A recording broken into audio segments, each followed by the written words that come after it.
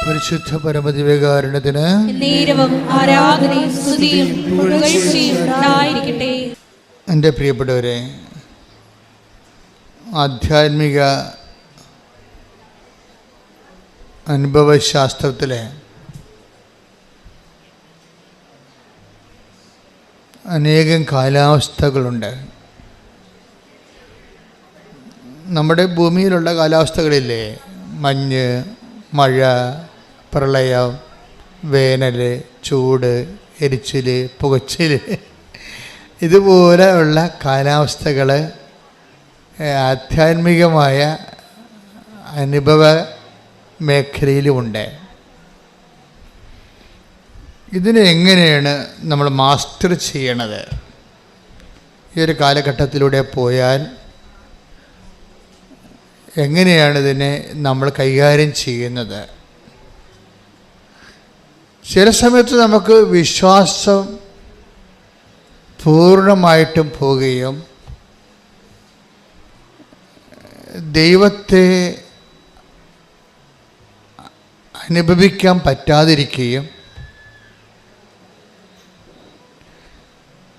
ദൈവം ഉണ്ടോ എന്ന് പോലും നമുക്ക് സംശയം തോന്നുന്ന സമയമുണ്ടാകും. എത്ര വിശ്വാസികളായാലും ഈ ഒരു കാലാവസ്ഥയിലൂടെ കടന്നു പോകാതെ വിശ്വാസത്തിൽ തുടരാൻ പറ്റത്തില്ല.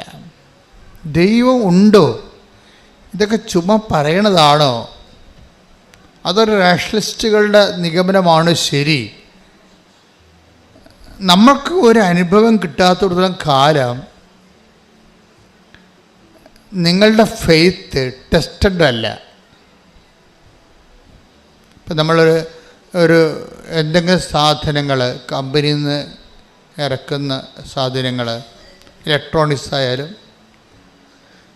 അപ്പോൾ നമ്മളത് വാങ്ങിക്കുമ്പോൾ ഒഫീഷ്യലായിട്ട് അതിൽ ഓതറൈസ്ഡ് ആയിട്ടുള്ള കമ്പനിയാണെങ്കിൽ ടെസ്റ്റഡ് എന്ന് എഴുതിയിട്ടുണ്ടാവും. ബൾബായാലും ശരി, ടോർച്ചായാലും ശരി, അല്ലെങ്കിൽ വേറെ എന്തെങ്കിലും നമ്മൾ ഉപയോഗിക്കുന്ന ചാർജറ, ടെസ്റ്റഡ് എന്ന് വെച്ച് കഴിഞ്ഞാൽ കമ്പനിയുടെ ഡിപ്പാർട്ട്മെൻറ്റ് ടെസ്റ്റ് ചെയ്തിട്ടുണ്ട്, അതുകൊണ്ട് ഇത് സത്യമാണ്, നിങ്ങൾക്ക് ഉപയോഗിച്ചാൽ മതി, റെഡി ടു യൂസ്. ടെസ്റ്റഡ് എന്ന് വെച്ചാൽ റെഡി ടു യൂസ്, വേറെ പ്രശ്നങ്ങളൊന്നും ഇല്ലെന്നാണ്. നിങ്ങൾക്കൊരു ദൈവാനുഭവം ഇല്ലെങ്കിൽ നിങ്ങൾ ടെസ്റ്റഡ് അല്ല. ഫെയ്ത്ത് ടെസ്റ്റഡ് ഫെയ്ത്ത് ആകുമ്പോൾ നമുക്ക് എന്താ പറയണത്, റിലേ ചെയ്യാൻ പറ്റും. പണ്ട് ഇപ്പോഴൊക്കെ പാലം പണിയെ കണ്ടിട്ടില്ലേ? ഇപ്പോഴൊക്കെ 1000 ടൺ വെയിറ്റുള്ള വണ്ടി കയറിപ്പോകാൻ വേണ്ടി മാത്രം സിമൻറ്റും കമ്പിയും അതിൻ്റെ കേജും അതിൻ്റെ സിമൻറ്റും അതിൻ്റെ കുഴയും ഒക്കെ അതിൻ്റെ ഒരു കിലോനാ മറ്റേ എടുത്ത് കമ്പ്യൂട്ടറിൽ വെച്ച് കൊടുത്തു കഴിഞ്ഞാൽ കമ്പ്യൂട്ടർ ഉടനെ കാണിക്കും ഇത് ഓക്കെയാണ് എന്ന് പറയുന്നത്. പണ്ടങ്ങനെ നമുക്കില്ലായിരുന്നു, അതുകൊണ്ടാണ് പാലങ്ങളൊക്കെ ഒടിഞ്ഞു വീഴുന്നത്. ഇപ്പോൾ എല്ലാം ടെസ്റ്റഡാണ്. കമ്പി കയറ്റി അതിൻ്റെ കോൺക്രീറ്റിൻ്റെ ഒരു കഷ്ണം എടുത്തിട്ട് അവർ ടെസ്റ്റ് ചെയ്ത് നോക്കുമ്പോൾ കമ്പ്യൂട്ടർ കാണിക്കും എത്ര കൊല്ലം വരെ ഈ പാലം നിൽക്കും, എന്തുമാത്രം ടൺ ഭാരങ്ങൾ കയറ്റി ഇറക്കാൻ പറ്റുമെന്നുള്ളതെല്ലാം പാലം പണിയുന്ന മുമ്പ് തന്നെ നമുക്ക് അതിൻ്റെ കുഴയുണ്ടെങ്കിൽ ടെസ്റ്റ് ചെയ്ത് പറയാൻ പറ്റും. പണ്ട് ടെസ്റ്റ് ചെയ്യാൻ പറ്റത്തില്ല. രാജാക്കന്മാരുടെ കാലത്ത് പണിത പാലങ്ങൾ ഇപ്പോഴും നിലനിൽക്കുന്നുണ്ട്. അതെങ്ങനെ ടെസ്റ്റ് ചെയ്തിരിക്കണത്? രാജാക്കന്മാരെല്ലാം ആനകളെ കൊണ്ടാണ് ജീവിക്കണത്. ഇപ്പോൾ തന്നെ ഒരു സ്ഥലം നടത്തിയെടുക്കണത് പിടി നടത്തിയെന്ന് പറയാം. അവർ പിടി നടത്തി വെച്ചാൽ പിടി ആനയെ കൊണ്ട് നടത്തിയാണ് ആന നമ്മളത് നമ്മുടെ ഉടമസ്ഥയിലേക്ക് ആക്കി തീർക്കുന്നത്. ഇപ്പം കരം അടക്കാൻ പറ്റുന്ന രീതിയിലാക്കി അതിനെ പിടി നടത്തിയെന്നാണ് പറയണത്. ഇതുപോലെ തന്നെ പാലത്തിൻ്റെ കാലവും പാലം ആനയെ കയറ്റിയിറക്കും, ഒരാനയെ കയറ്റിയിറക്കും അതിലൂടെ, എന്നിട്ട് മാത്രമേ പിന്നെ രാജാവ് നടക്കത്തുള്ളൂ. ഇപ്പോൾ എഞ്ചിനീയർമാർ അപ്പുറത്തും ഇപ്പുറത്തും ശ്വാസം അടക്കി നിൽക്കും. പാലം പണിത ആൾക്കാർ ആന കയറുമ്പോൾ എങ്ങാനും പാലം ഇടിഞ്ഞെങ്കിൽ അപ്പം തന്നെ വേറെ വിചാരണമൊന്നുമില്ല, എഞ്ചിനീയറിൻ്റെ തല അപ്പം തന്നെ പോകും. ഈ ജനാധിപത്യ കാലമല്ലല്ലോ.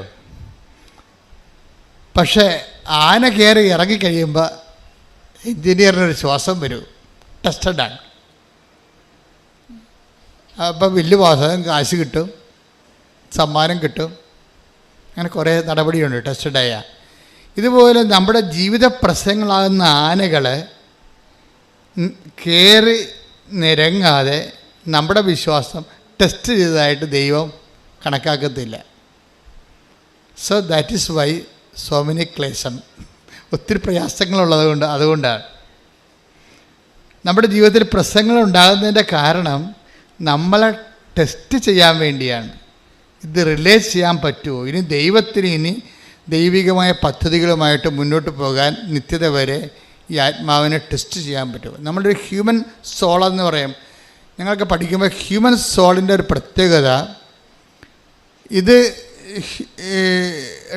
ദൈവത്തിൻ്റെ മഹത്വത്തിൻ്റെ ഡിഗ്രീസ് ഓഫ് പെർഫെക്ഷൻസിലേക്ക്, ദൈവമഹത്വത്തിൻ്റെ വ്യത്യസ്തങ്ങളായ തലങ്ങളിലേക്ക്, ഉയർന്ന തലങ്ങളിലേക്ക് കൃപയെ ആർജിക്കുന്ന അനുസരിച്ച് ഇതിൻ്റെ ആനന്ദം വർദ്ധിച്ചുകൊണ്ടിരിക്കും. അപ്പോൾ നിത്യ ആനന്ദം നമ്മൾ പൊതുവെ പറഞ്ഞാൽ ഓരോ മനുഷ്യന്മാർ അനുഭവിക്കുന്നത് അവർക്ക് ആർജിച്ച കൃപയ്ക്ക് ആനുപാതികമായിട്ടായിരിക്കും. അപ്പോൾ ഭൂമിയിൽ നമ്മുടെ ജീവിതത്തെ സംബന്ധിച്ചിടത്തോളം എന്തുമാത്രം കൃപ നമുക്ക് ആർജിക്കാൻ പറ്റും, അത്രയും ടെസ്റ്റുകളിലൂടെ നമ്മൾ കടന്നു പോകും. ആ ടെസ്റ്റ് പലപ്പോഴും ചില ആൾക്കാർ ടെസ്റ്റ് ഒത്തിരിയേറെ പ്രലോഭിതരാണെങ്കിൽ ടെസ്റ്റിൽ വീടും പോകും.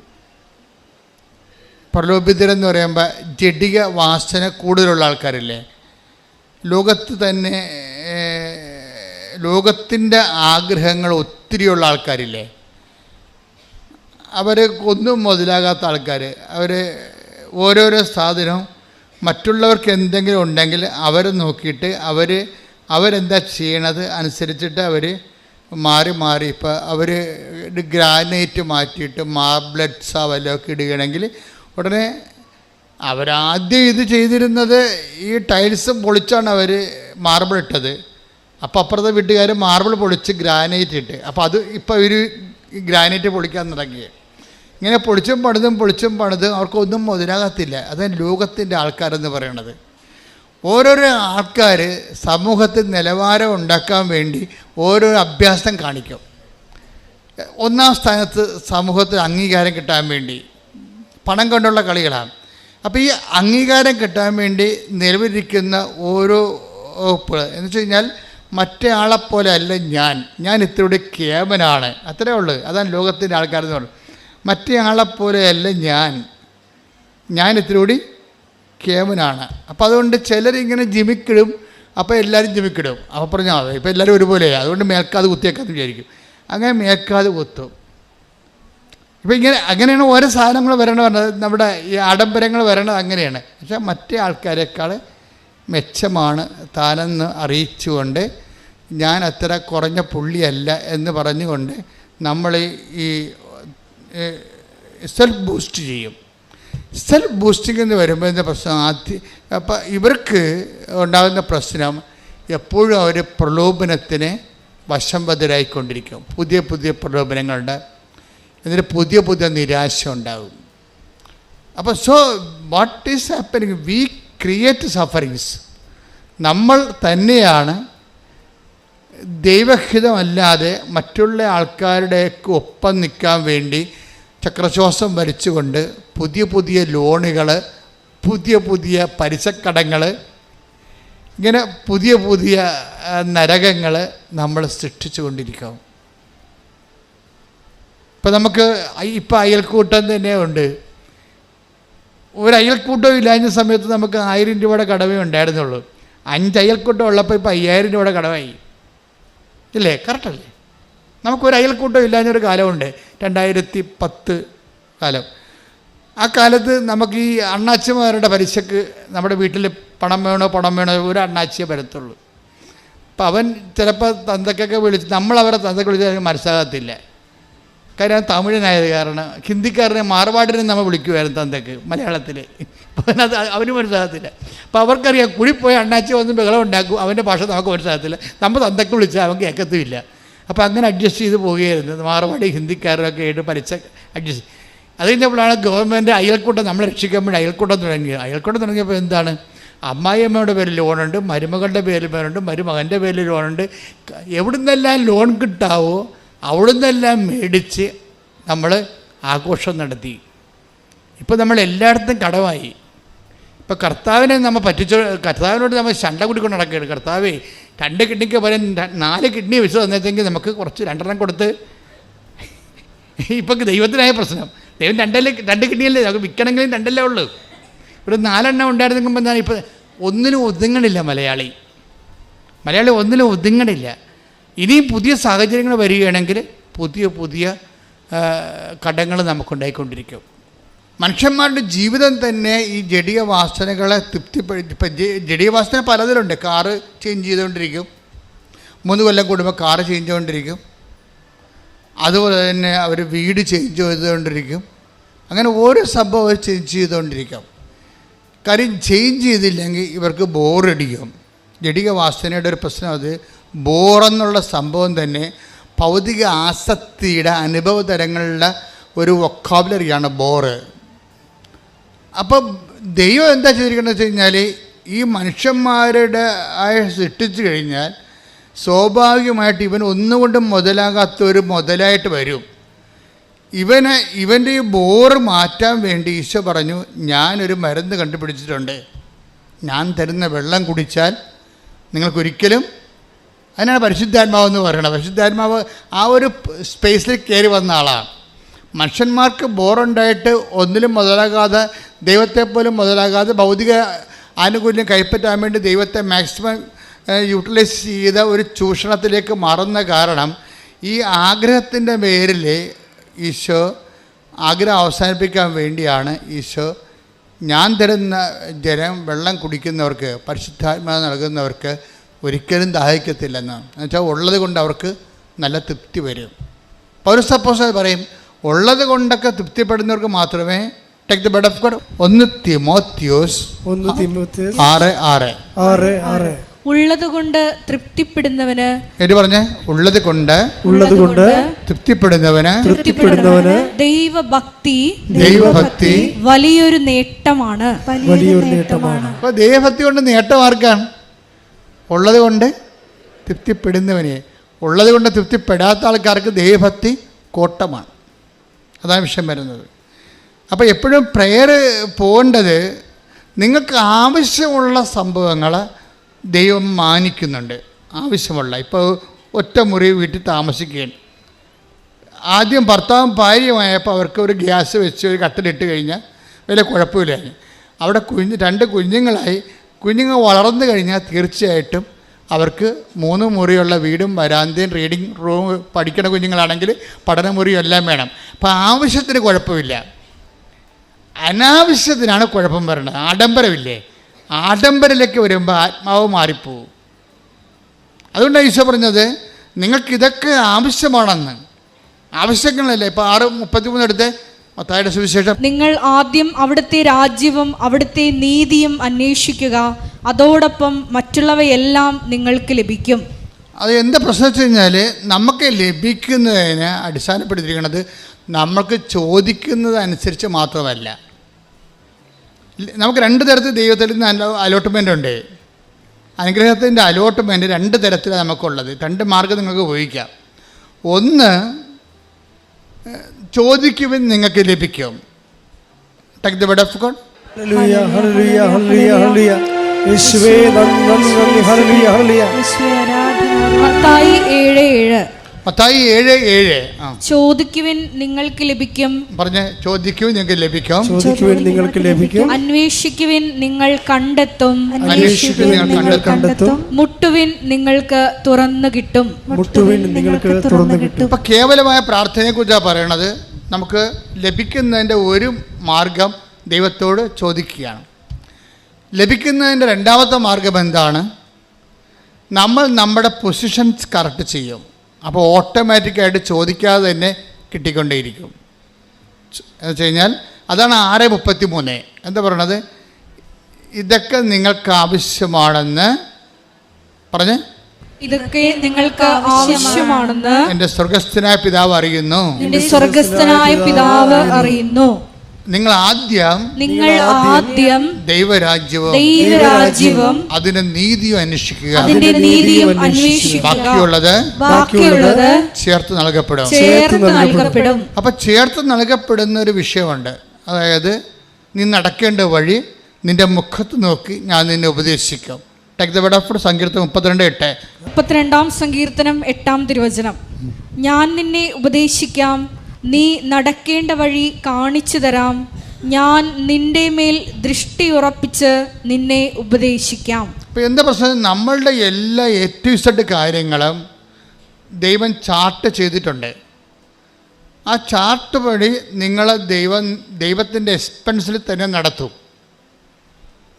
അപ്പം നമ്മുടെ കയ്യിൽ നിന്ന് എക്സ്പെൻഡിച്ചർ ഇല്ല, അത് ഓട്ടോമാറ്റിക്കായിട്ട് സംഭവിക്കുന്നതാണ്. അതിനെന്ത് ചെയ്യണം? എന്താ ചെയ്യേണ്ടത്?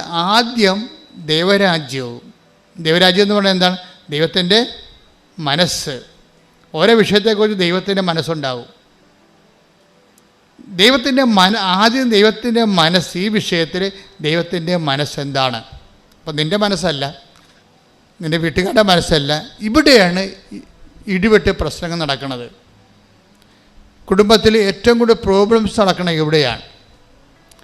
കാരണം ദൈവത്തിൻ്റെ മനസ്സ് എന്ന് പറഞ്ഞാൽ നിങ്ങൾ ദൈവത്തിൻ്റെ മനസ്സ് അനുസരിച്ച് മാത്രം എന്നെ നടത്തണമെന്ന് നിങ്ങൾ പ്രാർത്ഥിക്കുന്നുവോ, നമ്മളെപ്പോഴും പ്രാർത്ഥിക്കുന്നുണ്ടെങ്കിലും അത് നമ്മൾ മീൻ ചെയ്യുന്നില്ല. ഇപ്പോൾ സ്വർഗസ്ഥനായ ഞങ്ങളുടെ പിതാവേ എന്നുള്ള പ്രാർത്ഥനയില്ലേ? അങ്ങയുടെ നാമം പൂജിതമാകണമേ, അങ്ങയുടെ രാജ്യം വരണമേ, അങ്ങയുടെ തിരുമനസ്സ് ഒരു ഭൂമിയിലുമാകണം. പക്ഷെ നമ്മളത് പ്രാർത്ഥിക്കുന്നുണ്ടെങ്കിലും മീൻ ചെയ്യണില്ല, നമ്മളത് ഉദ്ദേശിക്കണില്ല. അത് ദൈവത്തിനറിയാം. ചുമ്മാ പണ്ടൊരു പ്രാർത്ഥന പഠിച്ചു വെച്ചിരിക്കണ കാരണം കണാകുണ അതിന് മറുപടി പറഞ്ഞുകൊണ്ടിരിക്കുകയാണ്. അല്ലാതെ ഈ ജീവികളാരും ഇത് ഉദ്ദേശിക്കണില്ല, ദൈവത്തിനറിയാം. അതുകൊണ്ടാണ് ദൈവം ആ ഫയൽ എടുക്കണില്ലല്ലോ. നമ്മൾ എത്ര 1000 സ്വർഗസ്ഥനായ പിതാവ് ചൊല്ലിയാലും ദൈവം ആ ഫയൽ എടുക്കത്തില്ല. കാര്യം ഇവർ ഉദ്ദേശിക്കേണ്ടത് ദൈവത്തിനറിയാം. പക്ഷെ വൺസ് നമ്മളിതിൻ്റെ ദൈവശാസ്ത്രം മനസ്സിലാക്കി, ദൈവത്തിൻ്റെ മനസ്സ് മനസ്സിലാക്കി, നമ്മൾ ഉദ്ദേശിക്കുന്നുണ്ടെന്ന് ദൈവത്തോട് പറയാമോ? ദൈവമേ, അങ്ങയുടെ മനസ്സ് തന്നെയാണ്. ഇപ്പം ചില കൊച്ചുകൾ ഇങ്ങനെയോടെന്ന് വെച്ചാൽ ഞങ്ങൾ അഫെയറിലായിട്ട് 2 കൊല്ലമായി, പക്ഷേ ഇപ്പോൾ കർത്താവിന് എനിക്ക് ശരിയായിട്ട് അറിഞ്ഞു കഴിഞ്ഞപ്പോൾ എനിക്ക് തോന്നി ഇത് ദൈവം ഉദ്ദേശിക്കുന്നുണ്ടോ ഈ റിലേഷൻ. അച്ഛൻ പറഞ്ഞാൽ മതി.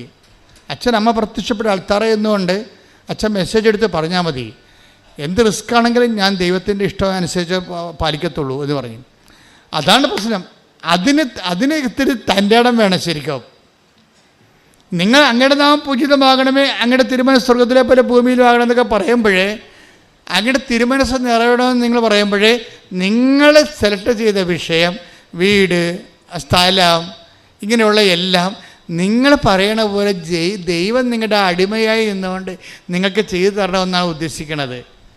അത് പ്രെയറല്ല. അങ്ങനെ ഒരു പ്രെയർ ചെയ്യുന്ന ആളെയും ദൈവം അംഗീകരിക്കണില്ല. പിന്നെ എന്തെങ്കിലും കാണിച്ചു കൂട്ടിയിട്ട് പുറം വിചാരിക്കും. നിങ്ങൾ സത്യമായിട്ട് ദൈവത്തെ അന്വേഷിക്കുന്നുണ്ടെങ്കിൽ സത്യത്തെയാണ് അന്വേഷിക്കേണ്ടത്. നിങ്ങളുടെ കയ്യിരിക്കണ എല്ലാ യാചനകളും അസത്യം ചേർന്നതാണ്.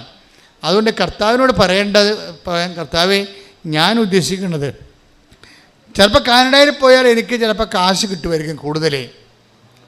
കാശ് കിട്ടി ഞങ്ങളുടെ വീടൊക്കെ ഒന്ന് കാശ് കിട്ടിയാൽ മലയാളി ഉടനെ ചെയ്യണത് എന്താണ്?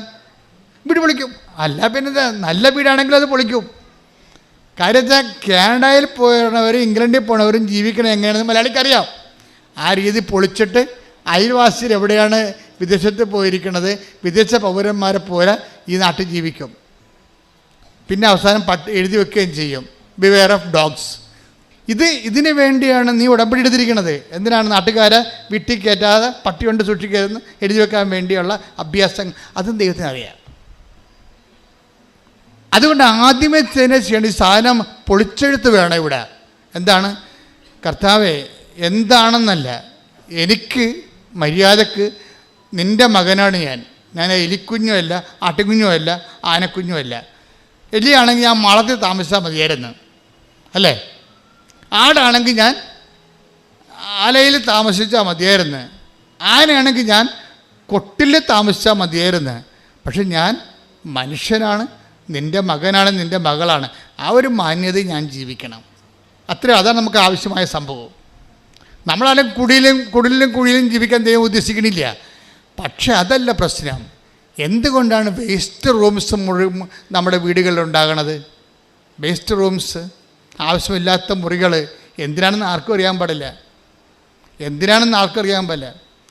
മുകളിലൊക്കെ സർവത്ര മുറികളാണ്. എന്തിനാണ്? ആ വീട്ടിൽ അളവില്ല, അവിടെ മക്കളൊക്കെ വിദേശത്ത് വേറെ വീട് വെച്ച് താമസിക്കുകയാണ്, കോടികളുടെ വീട്ടിൽ. അവർ വല്ലപ്പോഴും കൂടെ വരത്തുള്ളൂ, ഇനി വരുവാന്ന് പോലും അറിയാൻ പാടില്ല. അപ്പം അങ്ങനെയൊക്കെയുള്ള സമയത്ത് എവിടെയൊക്കെ ചെറിയ പെശക സംഭവിക്കുന്നുണ്ട്. നമുക്കുള്ള എല്ലാ മണിയും ഇങ്ങനെ, നമുക്കുള്ള സമ്പത്ത് മുഴുവനും, ഇപ്പം ഗവൺമെൻറ് പോലും പട്ടിണിയില്ല. കാര്യം നമുക്കുള്ള സമ്പത്തെല്ലാം സ്വരുക്ക് കൂട്ടിയിട്ട് ഇങ്ങനെ ഡെഡ് മണി ആയിട്ട് നമ്മൾ ഇൻവെസ്റ്റ് ചെയ്തിരിക്കുകയാണ്. അവിടെ രാജ്യത്തിന് വികസനത്തിന് കൊടുക്കണില്ല. അങ്ങനെയൊക്കെ ചെയ്യുമ്പോൾ പുതിയ സാമ്പത്തിക മനോഭാവങ്ങളുടെ പുതിയ സാമൂഹ്യ പാപങ്ങളുണ്ടാകുന്നുണ്ട്, സോഷ്യൽ സിൻസ്. അതായത് ആർക്കും, അപ്പം അതിൻ്റെ അകത്ത് ഒരു അംശം ഉണ്ടെന്ന് കുറച്ച് ആൾക്കാർക്ക് പണി കിട്ടുന്നതല്ലാതെ ദേശീയമായ നമ്മൾ ദേശത്തോടും നാടിനോടൊക്കെ ചെയ്യുന്ന രീതിയിലുള്ള ഈ നമ്മളുടെ ആളായ്മ വർദ്ധിക്കാൻ വേണ്ടി നമ്മൾ ഡെഡാക്കി കളയുന്ന ദേശത്തിൻ്റെ നാഷണൽ വേസ്റ്റ്, ദേശീയമായിട്ടുള്ള വേസ്റ്റുകൾ, ഇതെല്ലാം ഒരു പാപത്തിൻ്റെ ലെവലിലാണ് ബൈബിള് കാണുന്നത്. അത് ദേശീയ നഷ്ടം മാത്രമല്ല, സ്വകരാജ്യത്തിൻ്റെ നഷ്ടങ്ങളായിട്ട് വരുന്നത്. നിത്യതയെ അട്ടിമറിക്കുന്ന എല്ലാവിധ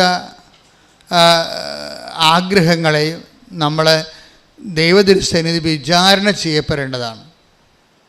ഞാൻ പറഞ്ഞു വരുന്നത് എന്താണെന്നറിയാവോ?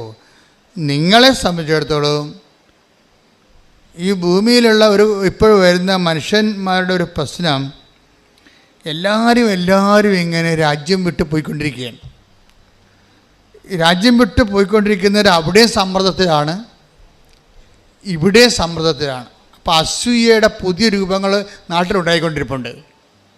അസൂയയുടെ, അപ്പോൾ ആരെങ്കിലുമൊക്കെ ഇങ്ങനെ പച്ചപ്പിടിച്ച് വരുമ്പോൾ നമുക്ക് സ്വാഭാവിക അയൽവാസിക്കുണ്ടാകുന്ന, അയാൾ ഉടമ്പടി എടുത്താണെങ്കിലും അസൂയക്ക് പഞ്ഞമൊന്നുമില്ലല്ലോ. അതേ സംഭവം, അസൂയയുടെ പുതിയ രൂപങ്ങൾ വരുന്നുണ്ട്. ഇത് ആധ്യാത്മികതയെ ശരിക്കും ബാധിക്കുന്നുണ്ട്. ഞങ്ങളിലേക്ക് പ്രാർത്ഥനയൊക്കെ കാട്ടുതീയിൽ നമ്മൾ വെഞ്ചരിപ്പ് വെള്ളം ഒഴിക്കണ പോലുള്ള അവസ്ഥയാണ് ഇപ്പോൾ. എന്താ കാര്യം? ജനങ്ങളെ ഗ്രീഡിനെസ് വർദ്ധിക്കുന്നു, ജലസ്യ വർദ്ധിക്കുന്നു. അതുവെച്ച് ദൈവത്തിന് ജനങ്ങളെ സഹായിക്കാൻ പറ്റാത്ത രീതിയിൽ ജനങ്ങൾ മറ്റൊരു രീതിയിലേക്ക് മാറിക്കൊണ്ടിരിക്കുന്നു. ഇങ്ങനെ വരുമ്പോൾ ഉണ്ടാകുന്ന പ്രശ്നം വെച്ച് കഴിഞ്ഞാൽ നിങ്ങൾ ആന്തരിക സമാധാനം നഷ്ടപ്പെടും. അതുകൊണ്ടാണ് ഈശോ പറഞ്ഞത്, ഉള്ളത് കൊണ്ട് തൃപ്തിപ്പെടുന്ന ആൾക്കാർക്ക്, എന്ന് വെച്ചാൽ നിങ്ങൾക്കൊരു മിനിമം. ഇപ്പോൾ ശാന്തകുമാരി എന്ന് പറഞ്ഞൊരു മോള് സാക്ഷ്യം പറഞ്ഞു, കടത്തുരുത്തി എന്ന് 600 മംഗല. ശാന്തകുമാരിയുടെ ഉടമ്പടി പെട്ടെന്ന് കത്തിയത് എന്ന് വെച്ചാൽ ശാന്തകുമാരി അനാവശ്യമായിട്ടൊന്നും ചോദിച്ചിട്ടില്ല. അതാണ് വിഷയം. ശാന്തകുമാരി ഈ പെട്ടെന്ന് കത്തണ ഉടമ്പടിയിലെ ഉള്ള പ്രത്യേകത എന്ന് വെച്ചാൽ അതിനകത്ത് അനാവശ്യ കാര്യങ്ങൾ ഉൾപ്പെടുത്താതിരുന്നാൽ, ആഡംബര കാര്യങ്ങൾ ഉൾപ്പെടുത്താതിരുന്നാൽ ഉടമ്പടി പെട്ടെന്ന് കത്തും. കാര്യം എന്താണ്? ഉടമ്പടി വർക്ക് ചെയ്യണത് AI മെത്തേഡിലാണ്. ആർട്ടിഫിഷ്യൽ ഇൻ്റലിജൻസ് ആദ്യം കണ്ടുപിടിച്ചത് എനിക്ക് തോന്നുന്നത് ഇതിൻ്റെ അകത്താണെന്ന് തോന്നുന്നത്. അതായത് ഈ മത്തായിയുടെ 6:33. കാര്യം നിങ്ങൾ ആദ്യം ദൈവരാജ്യത്തെയും അതിന് നീതിയെയും കുറിച്ച് അന്വേഷിച്ച് കഴിഞ്ഞാൽ ബാക്കിയുള്ളതെല്ലാം ഓട്ടോമാറ്റിക്കായിട്ടാണ് സംഭവം വർക്ക് ചെയ്യണത്. അതിനുവേണ്ടി പ്രത്യേകം വർക്ക് ചെയ്യേണ്ട കാര്യമില്ല. It is programmed. നിങ്ങൾ വീട് വേണം, കാറ് വേണം, മക്കളെ ഇംഗ്ലീഷ് മീഡിയം പഠിപ്പിക്കണമെന്ന് പ്രത്യേകം ഇനംതിരിച്ച് ദൈവത്തോട് പറയേണ്ട ആവശ്യമില്ല. എന്താണ്? ആദ്യം നിങ്ങൾ ദൈവരാജ്യത്തെയും അതിൻ്റെ നീതിയെയും കുറിച്ച് അന്വേഷിച്ചിട്ടുണ്ട്, ലൈഫൊന്ന് പ്രോഗ്രാം ചെയ്താൽ മതി. അപ്പോൾ ആർട്ടിഫിഷ്യൽ ഇൻ്റലിജൻസിൻ്റെ പ്രവർത്തനം പോലെ ഓട്ടോമാറ്റിക്കായിട്ട് നിങ്ങളുടെ ആവശ്യങ്ങൾ ദൈവം ആവശ്യമുള്ള സ്ഥലത്ത് കൊണ്ടുപോവുകയും നിറവേറ്റുകയും ചെയ്യും. അതാണ് ഈശോ പറഞ്ഞത്, നിങ്ങൾ ആദ്യം ദൈവരാജ്യത്തെക്കുറിച്ച് അന്വേഷിക്കണം, ബാക്കിയുള്ളത് ഓട്ടോമാറ്റിക്കാണെന്ന്. ശ്രുതിക്കട്ടെ. ഹല്ലേലൂയ. ഹല്ലേലൂയ, ഹല്ലേലൂയ, ഹല്ലേലൂയ, ഹല്ലേലൂയ. യേശുവേ നന്ദി. ആരാധന, ഹല്ലേലൂയ, ഹല്ലേലൂയ, ആരാധന, ഹല്ലേലൂയ, ഹല്ലേലൂയ.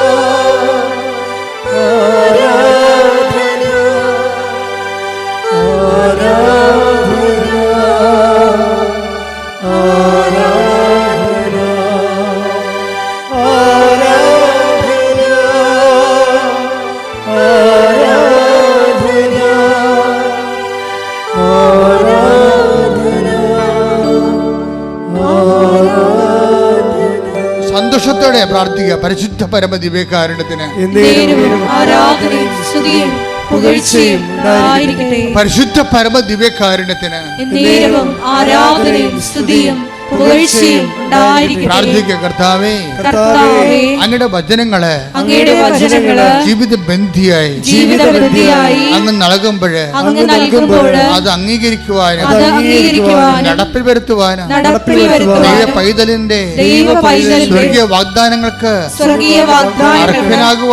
അർഹനാകുവാനും എന്നെ അഭിഷേകം ചെയ്യണമേ. ഹല്ലേലൂയ. ആരാധനയിലൂടെ സ്വർഗീയ വാഗ്ദാനങ്ങൾക്ക് നിങ്ങളെ അർഹരാക്കണമേ, തിരഞ്ഞെടുക്കണമേ.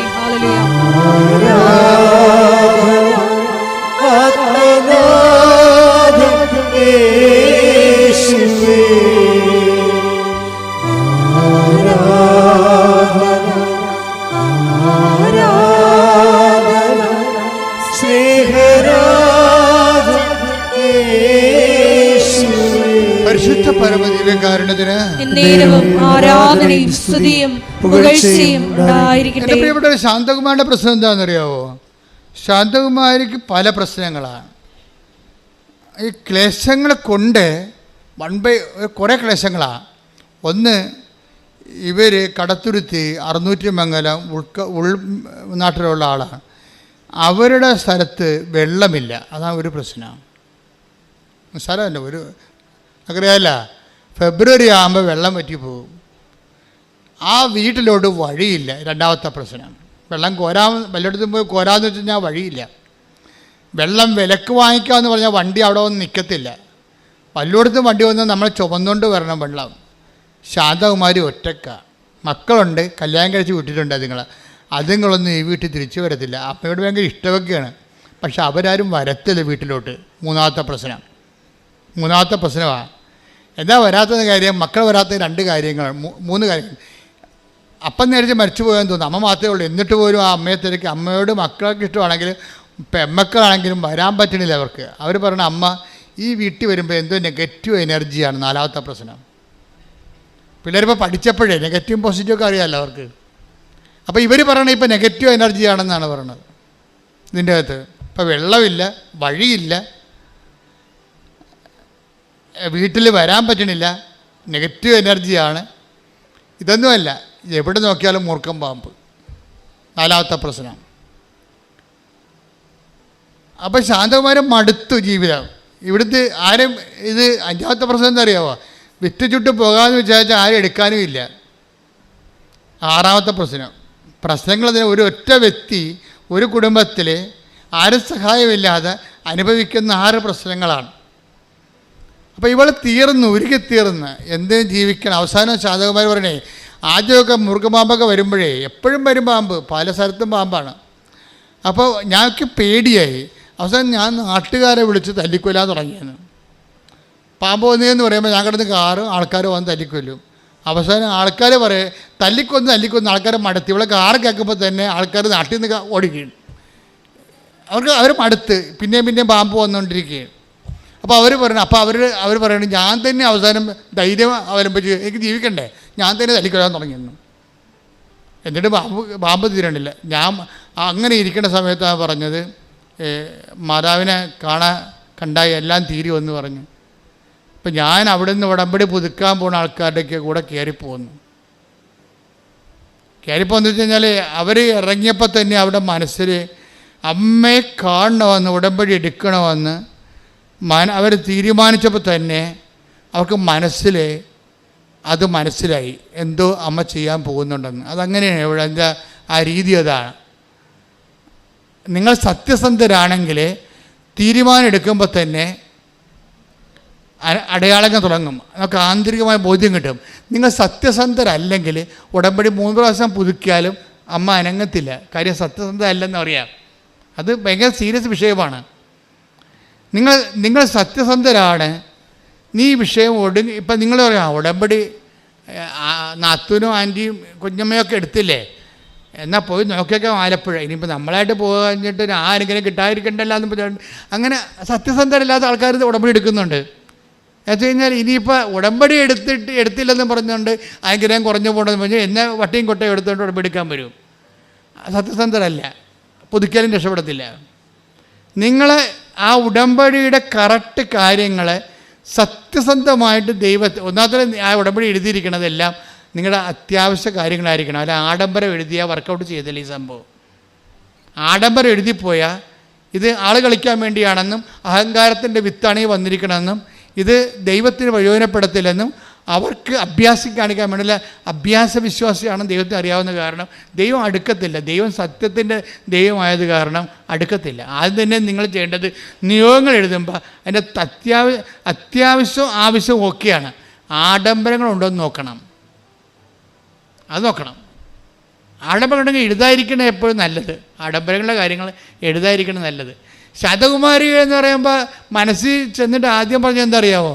ഈ ആദ്യം അമ്മയോട് പറയണം എൻ്റെ കിണറ്റിൽ വെള്ളം വേണം, ജീവിക്കണ്ടേ, കുടിക്കണ്ടേ, മനുഷ്യൻ ജീവിക്കണ്ടേ. അതാണ്. അപ്പോൾ അത്യാവശ്യമല്ലേ അത്. പിന്നെ അമ്മയോട് പറയണേ പാമ്പിനെ ഒന്ന് ഓടിച്ചു തരണം, ഇവിടെ എനിക്ക് ഒറ്റക്കാണെങ്കിൽ ജീവിക്കണ്ടേ. പിന്നെ ഒരു വഴി, ഇങ്ങനെ കുറച്ച് കാര്യങ്ങളാണ് ഇവർ പറയണത്. വലിയ അത്യാവശ്യ കാര്യങ്ങളാണ്. അപ്പോൾ അവർ ഇറങ്ങിയപ്പോൾ തന്നെ അമ്മ അപ്പം തന്നെ ഫയലിൽ ഒപ്പിട്ട സംഭവം അവർക്ക് ബോധമുണ്ടായി. അവർക്ക് ഇതിനെക്കുറിച്ച് നല്ല ആത്മവിശ്വാസം ഉണ്ടായി. അവരെന്താണെന്ന് വെച്ചാൽ അവർ വണ്ടിയിൽ നിന്ന് ഇറങ്ങിയപ്പോൾ തന്നെ വണ്ടിയെ ചെരുപ്പ് വണ്ടിയെ തന്നെ ഇട്ട്. അപ്പോൾ ശാന്തകുമാരി അത് വേറെ ആളാണ് ശരിക്കും പറഞ്ഞത്. വെച്ചാൽ അവർ വണ്ടിയെ തന്നെ ചെരുപ്പ് വെച്ചു. എന്താ, ഞാൻ പോണത് എവിടെയാണെന്ന് അവർക്ക് നല്ല ബോധമുണ്ട്. അവർക്ക് ഞാൻ ഏത് സംഗീതത്തിലേക്കാണ്, ഏത് സാങ്ച്വറിയിലേക്കാണ് പോകുന്നതെന്നുള്ളത് അവർക്ക് ബോധമുണ്ട്. ചെരുപ്പ് വണ്ടിയെ വെച്ചപ്പോൾ തന്നെ ഡ്രൈവറിന് പെശകാണെന്ന് മനസ്സിലായി. ഡ്രൈവർ അവിടെ നിന്നും പറഞ്ഞ് ഉടമ്പടി പുതുക്കുന്നുള്ള വണ്ടിയാണിത്, പുതുക്കാനുള്ള ഇന്ന് പുതുക്ക് മാത്രമേ നമ്മൾ ചെയ്യത്തുള്ളൂ, നിങ്ങൾ പുതുക്കിട്ട് പെട്ടെന്ന് പോരുക, ഉടമ്പടി എടുക്കാൻ പറ്റത്തില്ലെന്ന് പറഞ്ഞു. ആ ശാന്തകുമാരി ചെരുപ്പ് വെച്ചുകൊണ്ട് ഡ്രൈവർ കണ്ട് മനസ്സിലാക്കിയിട്ട് ഇന്ന് ഇവിടുന്ന് പോരാൻ പറ്റുകയില്ല, എങ്ങനെ 5 മണിക്കൂർ കഴിയുമല്ലോ, അന്ന് പുതുക്കുകയാണെങ്കിൽ 2 മണിക്കൂർ കൊണ്ട് പോരാൻ പറ്റുമോ. പുതുക്കുന്നവരുടെ വണ്ടിയായിരുന്നു അത്. അതിന്മേലാണ് ഇപ്പോൾ ഉടമ്പടി എടുക്കുന്ന ആൾ കയറിയിരിക്കുന്നത്. ചെരുപ്പകത്ത് വെച്ചപ്പോൾ തന്നെ ശാന്തകുമാരി കിടന്ന് തന്നെ മനസ്സിലായി. അപ്പോൾ ഡ്രൈവർ സ്വരത്തി പറഞ്ഞ് ഇന്ന് എടുക്കൽ നടക്കത്തില്ല, പുതുക്കൽ നടക്കത്തുള്ളൂ. അപ്പോൾ ശാന്തകുമാരി പോയി ചെരുപ്പ് തിരിച്ചെടുത്തുകൊണ്ട് പോകുന്നു. എന്താ കാര്യം? നിങ്ങൾ പോയിക്കോ, ഞാൻ അമ്മയുടെ അടുത്ത് ഉടമ്പടി ചെയ്യാൻ വന്നതാണ്, ഒറ്റക്കാണെങ്കിലും ഞാൻ ചെയ്തിട്ട് വന്നോളാം എന്ന് പറഞ്ഞു. അപ്പം അതിൻ്റെ നിലപാട് മാറിയില്ലേ, ഒന്നായില്ലേ. ഒറ്റക്കാണെന്ന് വെച്ചാൽ അവർക്ക് അറിയത്തില്ല വഴിയൊന്നും. 700 രൂപയാണ് അവിടെ നിന്ന് ഇവിടം വരെ ഡ്രൈവർ വാങ്ങിക്കുന്നത്. ആ പൈസ പോയാലും തിരിച്ച് രാത്രിയായാലും ഉടമ്പടി എടുത്തിട്ട് പോകാം എന്ന് പറഞ്ഞു. അപ്പോൾ തന്നെ സത്യത്തിൻ്റെ ഒരു കണിക അവിടെ ഉണ്ട്. ചില ആൾക്കാർ ആദ്യമേ തന്നെ വന്ന് ഓഫീസിൽ ചോദിക്കും എത്ര സമയമാകും. അപ്പോൾ ഓഫീസിൽ നിന്ന് പറയും 4 മണിക്കൂർ ആകത്തുള്ളൂ, 5 മണിക്കൂർ ആകുമെന്ന് പറയും. കാര്യം ചോദിക്കുന്നവരോട് 1 മണിക്കൂർ കൂട്ടിയേ പറയത്തുള്ളൂ. എന്താ കാര്യം? ഈ പണ്ടാര ഇവിടുന്ന് പോയി കിട്ടണം, അതുകൊണ്ടാണ്. വേറെ പ്രശ്നമൊന്നുമില്ല. സമയം ചോദിക്കുമ്പോൾ തന്നെ മനസ്സിലാക്കും ഉടമ്പടി എടുക്കാൻ വന്നതല്ല, പുള്ളി വേറെ എന്തോ അഭ്യാസത്തിന് വന്ന വഴിക്ക് ഇതിനകത്ത് കയറി നോക്കിയതാണെന്ന്. അപ്പം 4 മണിക്കൂർ ആകത്തുള്ളെങ്കിലും ഓഫീസിൽ നിന്ന് പറയും 5 മണിക്കൂർ ആകുമെന്ന് പറയും. വണ്ടി വിട്ടേക്കാൻ അതിൻ്റെ അർത്ഥം അളിയൻ വണ്ടി വിട്ടേക്കാൻ എൻ്റെ അർത്ഥം വേറെ സംഭവമൊന്നുമില്ല. വണ്ടി വിട്ടേ പോയിക്കൊള്ളാം, ഇവിടെ നിൽക്കേണ്ട ആവശ്യമില്ല. ഇത് സത്യസന്ധമായിട്ട് ദൈവത്തെ അന്വേഷിക്കുന്നവർ, അതിനുവേണ്ടി അർപ്പണ മനോഭാവത്തോടുകൂടി ദൈവത്തെ കണ്ടെത്താൻ വേണ്ടി ശ്രമിക്കുന്നവർക്ക് വേണ്ടിയുള്ള ഇടമാണ്. കാഴ്ചക്കാർക്കും സന്ദർശകർക്കും വേണ്ടിയുള്ള സ്ഥലമല്ല എന്നുള്ളതാണ്. ശ്രദ്ധിക്കട്ടെ. ഹല്ലേലൂയ,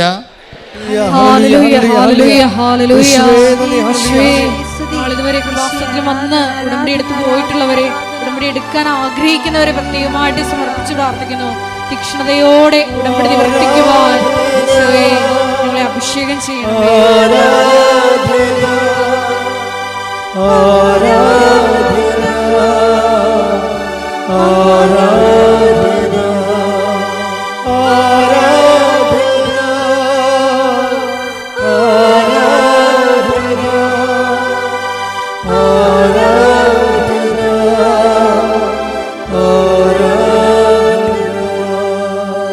പരിശുദ്ധ പരമ ദിവ്യകാരുണ്യത്തിന് എന്നേരവും ആരാധനയും സ്തുതിയും പുകഴ്ചയും ഉണ്ടായിരിക്കട്ടെ.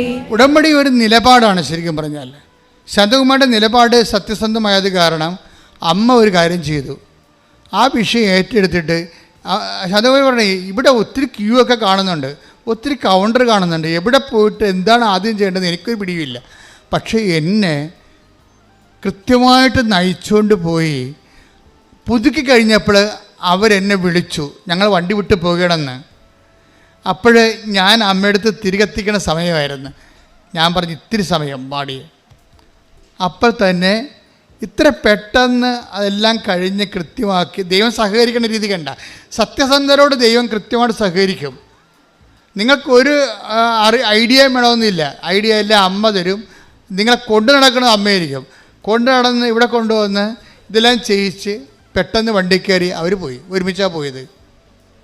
അതെന്ന് വെച്ചാൽ നിങ്ങൾ അത് തന്നെ അപ്പം തന്നെ അവൾക്ക് മനസ്സിലായി അമ്മ ഈ വിഷയം ടേക്കപ്പ് ചെയ്തിട്ടുണ്ടെന്ന്. ഉടമ്പടിയെടുത്ത് 3 ചെന്ന് പ്രത്യക്ഷീണ പ്രാർത്ഥന ചൊല്ലി 3-ാം ദിവസമായപ്പോൾ ശാന്തകുമാരി മകളുടെ കുഞ്ഞിനെ എടുത്ത് പുറത്ത് നിൽക്കുകയാണ്. പുറത്ത് നിൽക്കുമ്പോൾ ഒരു വെള്ളി വെളിച്ചം മുമ്പിലൂടെ കടന്നു പോകും. അവൾക്ക് ആദ്യം അത് മനസ്സിലായില്ല. ഇല്യൂഷനും ഹാലുസിനേഷനൊന്നും അല്ലേ, പകൽ കാണുന്ന സംഭവമാണ്. കുറച്ച് കഴിയുമ്പോൾ വീണ്ടും ആ വെളിച്ചം തന്നെ, ആ സിൽവർ ഗ്രേ വെളിച്ചം ഇവളുടെ മുമ്പിലൂടെ വീണ്ടും കടന്നു പോകും. 3-ാമത്തെ പ്രാവശ്യം കടന്നു പോകാൻ വരുമ്പോൾ ഇവൾ ഓടി വീട്ടിൽ കയറും, എൻ്റെ അമ്മയാണല്ലോ എൻ്റെ മുമ്പിൽ വന്നതെന്ന് പറയും. ഹല്ലേലൂയ, യേശുവേ നന്ദി. പിന്നെ എന്താ സംഭവിക്കണമെന്ന് ചോദിച്ചു കഴിഞ്ഞാൽ ഇവള് വെള്ളമില്ലല്ലോ, ആ ഉടമ്പടി ഉപ്പ് കൊണ്ടുപോയി വരണ്ട മാസങ്ങളായിട്ട് വെള്ളമില്ലാത്ത കിണറ്റിൽ കൊണ്ടുപോയി കിണറ്റിൽ ഉപ്പിടും.